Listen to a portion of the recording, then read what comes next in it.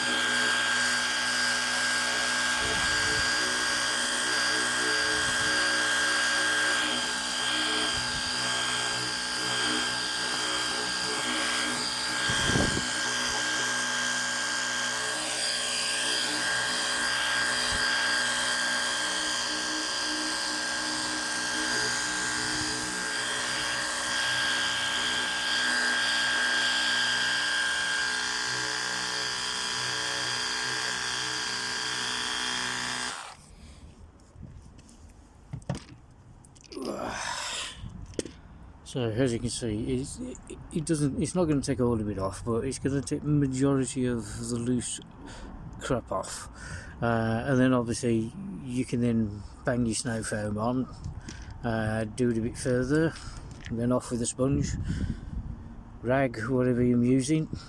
So far I'm down to, I don't know whether you can see this, that much water. Obviously to do this I'm going to have to probably use 2 of these, so that's probably around 50 litres. Anyway, that's it for now.